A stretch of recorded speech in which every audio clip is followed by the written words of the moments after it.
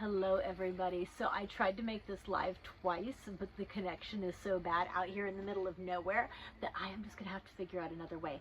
So, hi, welcome to Sunset Storytime on Sundays. I'm Ember, and I promised you last week that I was gonna read from my new book, Sanctuary.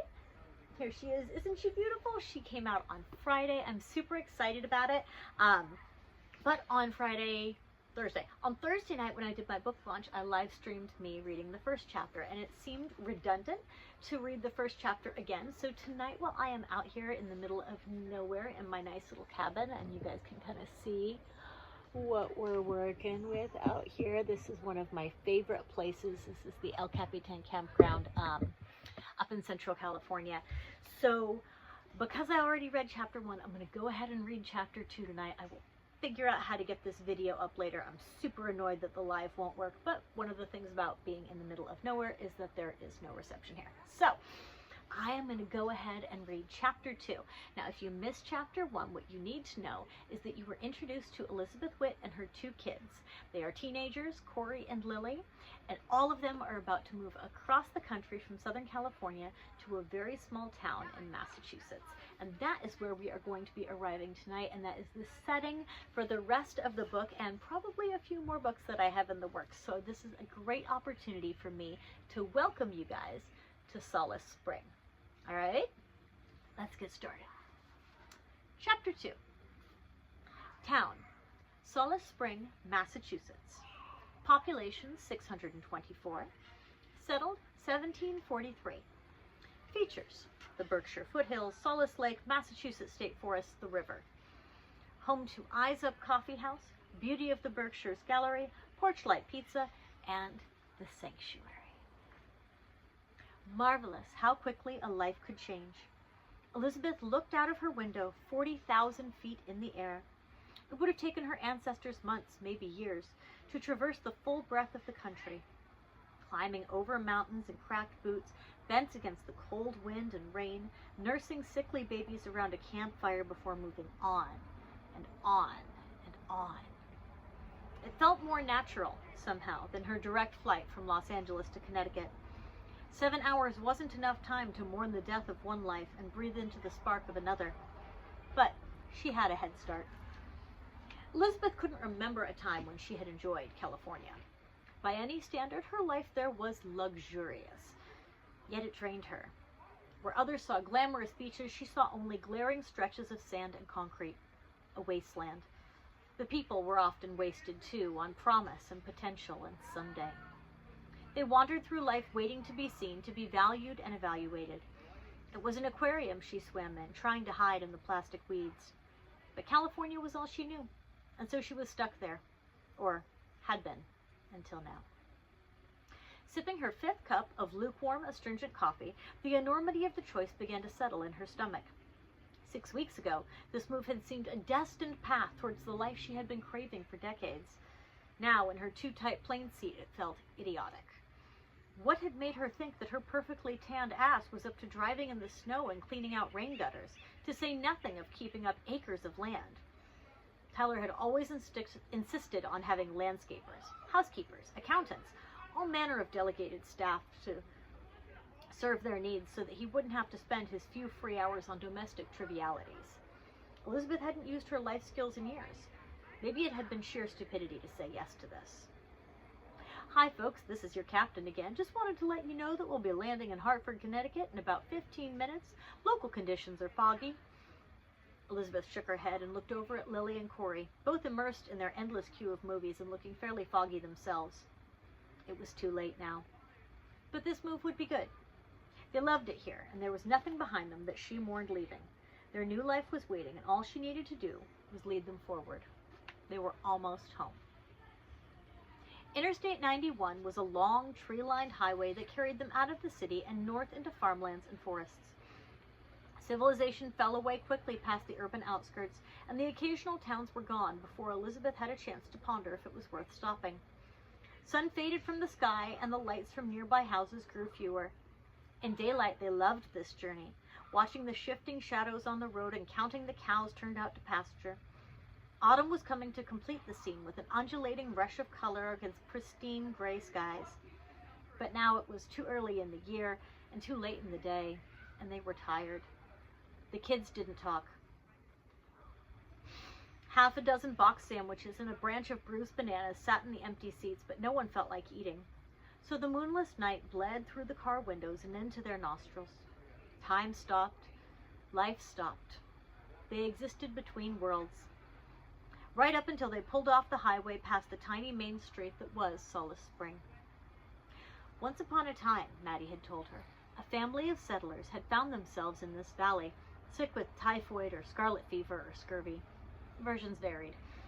The native inhabitants of this place had taken pity upon them and brought them to their sacred spring of healing waters. Miraculously, the visitors were spared the grisly demise so many suffered. They recovered and stayed and built their home in close proximity to the miracle. Over time, they brought others to the spring, curing everything from warts to cancer.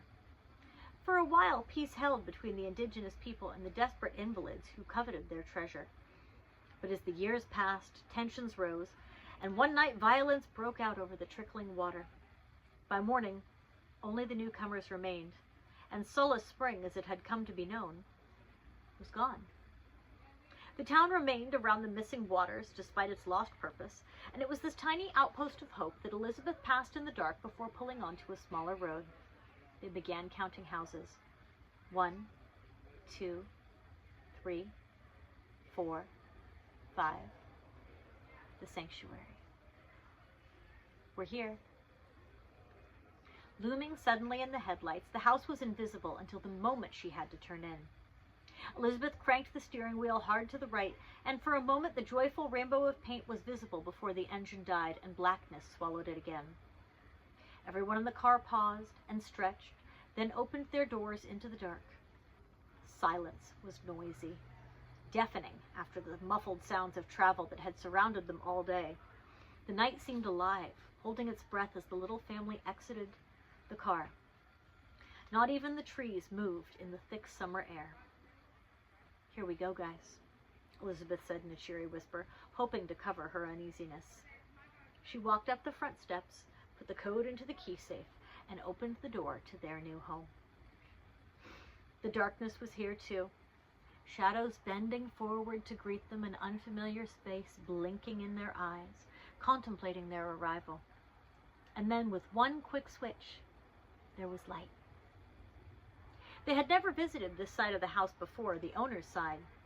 Everything was heavily separated, and their usual rooms were on the opposite half of the house, with their own door and tiny side porch. The wall here was covered in paintings of wide open spaces, and a big leather sofa sat before a very small ancient television. On the other side of the entryway was an oak breakfast table, oval and golden, not unlike the one she had had in her own kitchen growing up. A crowded counter lay in the background with a muffin pan waiting ready above the oven. Elizabeth felt her throat tighten. "Well, shall we explore upstairs?" The kids needed rooms, needed their own space to process and make their home, and she was anxious to provide them with whatever they needed to begin. "Sure, Mom," said Lily, in the voice she always used when she was trying to make her mother feel better. Elizabeth felt both grateful and guilty as she took her daughter's hand and offered the other one to Corey. He didn't take it. Upstairs they traipsed to the narrow hallways common in these old farmhouses. Elizabeth knew the house had been built sometime in the 19th century, when homes were made to maximize warmth rather than style. Everything was slightly crooked, formed by hand instead of by corporate work crew. 4 doors were spread equidistant like some sort of game show or perhaps a horror movie. Elizabeth wished they were open. First, a bathroom. Ugly green and pink tiles and a tiny cabinet beneath the sink, but with drawers on either side and a clawfoot tub. Old, serviceable. Next, a purple room, which smelled faintly of lilacs. It had old-fashioned lace curtains in the window and crystals dangling from the light sconces on the wall. This had likely been a sewing room for Maddie's wife once upon a time, and Elizabeth was pleased to hear a soft "oh" of longing escape Lily's mouth. Drawn forward by the prisms of light, the 15-year-old girl spun around as though she were 4 again, a fairy princess in her very own castle. "Mine!" she sang. "Done," Elizabeth said happily. She turned to the door across the way and opened it with a smile. The smile died quickly. Here was a large brass bedstead with an orange afghan thrown over the foot. Worn white sheets had been haphazardly tucked into corners with the matching pillows at odd angles. She wondered if Maddie had made the bed one last time, or the attorneys had done a slipshod job. Hard pine nightstands waited on either side with squat lamps and bare bulbs. A brown armchair, cozy-looking if a little ugly, sat by the window, looking out on the land. A shadowy door marked an ensuite bathroom that appeared much the same as the other. "You can have the dead guy's room," growled Corey. It was the first time he had spoken since they had landed. "Fair enough," she replied. "Let's see what the sanctuary has for you." The last door opened into a round space. Elizabeth knew there was a turret on the funny rainbow house, but had always assumed it was decorative. Now, however, she saw it was a glossy, dark blue room with a series of small, mullioned windows overlooking the pond out back. It looked laborious, as though each piece of rounded wood had been a long chore to cut. As it probably had, she reminded herself. The ceiling was pitched like the tower above, giving one the feeling of being inside a witch's hat. Cool. Elizabeth whipped around to find her son amazingly smiling. He'd never been much for smiling, even before his father's death, and it had happened precious little since then. But the whites of his teeth showed as he revolved slowly on the spot, his eyes traveling up and down in hearty approval. "All yours, kiddo." Running steps banged through the hall. "Dude, a round room? It's mine. I don't want it. I was just saying. We don't have to say anything. I called it. Kids, let's go grab our things from the car so we can all get some rest." 10 minutes later, the suitcases were open on the living room floor while both kids wolfed down the mashed sandwiches. Elizabeth opened cabinets in the refrigerator, a revolting project for tomorrow, looking to see what else they had to work with. "What will we sleep on?" She answered absent-mindedly. "What will we sleep on?" Corey repeated. "There's no beds." "I had the attorneys remove them. Our furniture will arrive tomorrow. We may just have to sleep on the couch tonight." "Where he died? I'm not sleeping where a guy died." "Corey, he died of old age. The couch doesn't have cooties." Irritation began to boil at her youngest child's challenge. "Not doing it." "Okay, sleep on the floor. We have our sleeping bags." "Great, that'll make a fun first night." "Corey," Lily began to console her brother, "it'll be fun." Rolling her eyes behind their backs, Elizabeth opened a closet door off the living room and flicked on a light switch. Blankets. Row upon row upon row of neatly folded blankets in every size and color. The closet was completely full of delicate lengths of knitted yarn. She put her hand out to touch one and felt the deep, unconditional love that had been poured into it. Elizabeth withdrew her hand and wiped away a tear. "I think we'll manage," she called. The three of them stood in the door looking at the treasure trove of comfort. Lily put her arm around her mother's waist, her eyes bright. Elizabeth brought Corey's shoulders, as high as her own, over to hers and kissed his head. Wordlessly, they each reached out and began selecting their beds. When the lights went out, each child was snuggled up in a nest of knitting, their chests lifting and falling under the fuzzy load. Elizabeth went up to her new room, curled herself up in the brown armchair, and looked out at the night until her eyes succumbed to rest at last. I hope you enjoyed this reading from Sanctuary. Again, you can find it everywhere. It's on Amazon, it's on Barnes & Noble, it's on all the places. I am an independent author. I did everything for this book, from writing it to formatting it to editing it to marketing it, all the things, except for the cover image, and I'm very grateful to my cover artist for that.